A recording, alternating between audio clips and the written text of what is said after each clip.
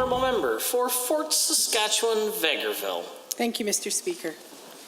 Honourable colleagues, it is truly an honour to stand here today at the Legislative Assembly of Alberta as a representative of Fort Saskatchewan-Vegreville.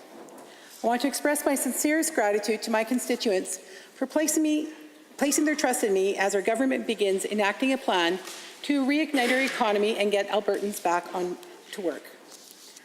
I would like to take a moment to express gratitude for those that represented the constituents of Fort Saskatchewan-Vegreville before me, former Premier Ed Stelmach, a man whose leadership earned him respect and whose kindness and warmth were ever-enduring qualities, former MLA Fensky, who worked hard to represent the riding, and former MLA Littlewood, who passed the baton on to me as our UCP government embarks on a new era of Conservative leadership in this province, an era which will also be etched into the proud history of our legislature. Indeed, the corridors of this building, steeped in the history of our province, are an inspiring reminder of the leadership that shaped Alberta. It's deeply humbling standing in the presence of such history, and it's an inspiring reminder of what a great honor and responsibility it is to be elected to this body. The history that lives within these walls is inextricably bound to the lives and stories of all Albertans. The paths that brought people to this province and the stories accompanying them are all diverse, but the unifying thread connects us all.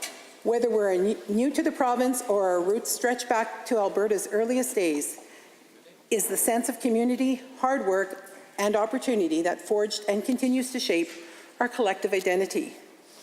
Diversity truly is our strength, especially when we strive towards common goals, galvanized by a shared sense of values. My own family traces our roots to the early Ukrainian settlers. In 1911, at the age of 17, my grandfather Mike Hooley left Bukovina, a country predominantly populated by ethnic Ukrainians, despite being ruled by Austria's autocratic Habsburg monarchy. Like so many others, my grandfather sought freedom and opportunity in Canada, immigrating on the word of abundant land and hope for a better future. His timing was fortunate.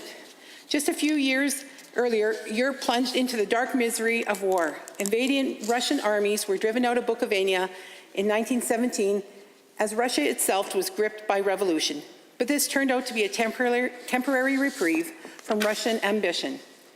By the 1940s, my grandfather's homeland was swept in the tyranny and bloodshed of a Stalinist rule. The options for his countrymen were profound and limited: join the Soviet army or languish in a Siberian gulag. Either way, the outcome for many was death.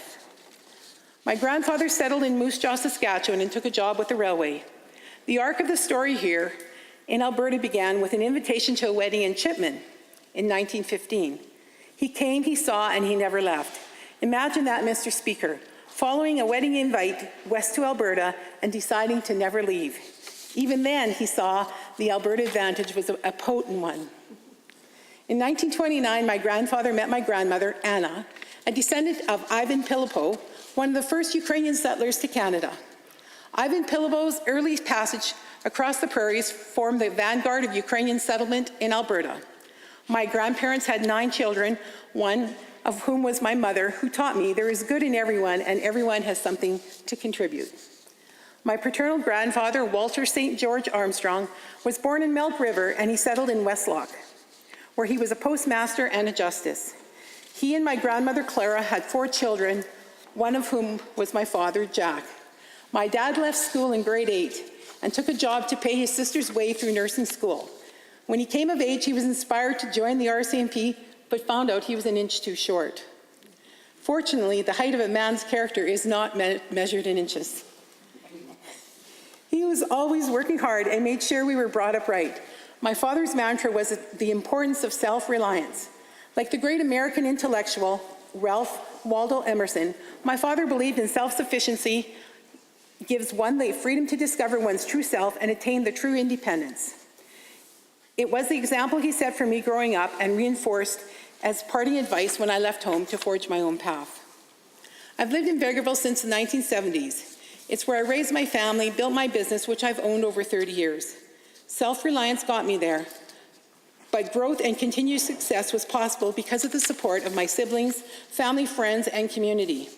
I'm grateful to my wonderful husband, Joe, my two amazing children, Joseph and Jacqueline. Their support through my journey here, throughout the campaign, and now as a member of this House has been an honor. When I entered the political fray, the part I loved most was visiting small communities through my riding.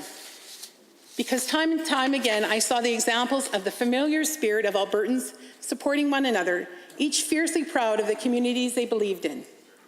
Over the past few years, their optimism has been tested by the stress of one's deepest recessions ever faced in this province.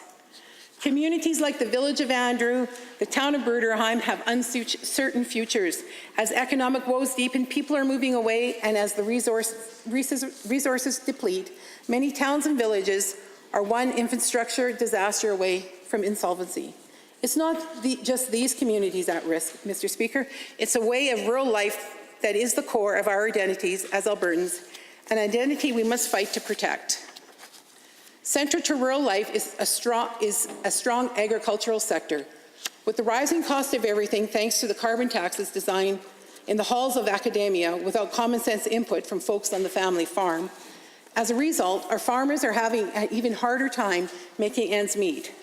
Add this to the challenges of looming trade wars and geopolitical disputes beyond the scope of provincial politics, and the situation is serious. I'm honored, Mr. Speaker, to be the voice for these people, channeling their concerns into the Legislative Assembly, ensuring that they're heard and understood. For years now, it has been common refrain, not just in my riding, but across the province. With the collapse of oil and gas, job losses have been legion. The future to build a pipeline, coupled with unhelpful federal policy, has only exacerbated the challenges we face. People are desperate, and they desperately need government focused on fighting for their interests. I committed long ago to never stop fighting for our oil and gas and agricultural industries, and these peoples whose livelihoods depend on it, a commitment I reaffirm today as the MLA for Fort Saskatchewan-Vegreville. My riding is also the home to Alberta's industrial heartland, one of the most attractive locations for petrochemical oil and gas investment, and one of Canada's largest hydrocarbon processing regions. The companies invested in our industrial heartland operate on a global scale, providing fuels, fertilizers, power, petrochemicals, and more to consumers worldwide. The importance of the industrial heartland and its contribution to Canada's economic engine can't be overstated, and it is my great privilege to represent this industry and constituents whose wealth and prosperity rely on it. In closing, Mr. Speaker, I would like to leave my colleagues on both sides of the aisle with a few thoughts on the importance of our democratic traditions, which we are now tasked with upholding. Any given news source on any given day reminds us that democracy everywhere is at risk. The traditions and norms and the checks and balances designed to protect them are facing unprecedented challenges. Much of the problem traces to the tone of our political discourse. Too often people view their political opponent as enemies and their perspectives as illegitimate. This approach cannot sustain healthy democracy, for it undermines what Harvard historian James Kloppenberg identifies as three foundational pillars that make such democracy possible. First, deliberation. Achieving a conclusion, even a provisional one, is the result of stating positions, arguing the nuance of agreed upon facts, and reaching compromise as opposed to proclamations from on high. It must emerge through interaction by people with different points of view. The second is pluralism. Unless we see diversity as strength instead of weakness, we are unlikely to value freedom or equality, because a lack of pluralism drives us to exclude one from the body politic who are not like us. Finally, the ethic of reciprocity. This is the ability to see things from the point of view of the person who disagrees with you, to try on a way of looking at the world and to do it imaginatively, enter the ways of thinking and being embraced by those who oppose us on political, culture, or social issues. The ethic of reciprocity allows us to understand our opposition, but we need not always agree with them. But in understanding their thoughts and motivations, we can locate common ground. We should be confident to trust them to do the right thing, especially when it comes in the form of difficult compromise. The ethic of reciprocity is the very foundation of democracy, and without democracy, it cannot exist. Thank you, Mr. Speaker.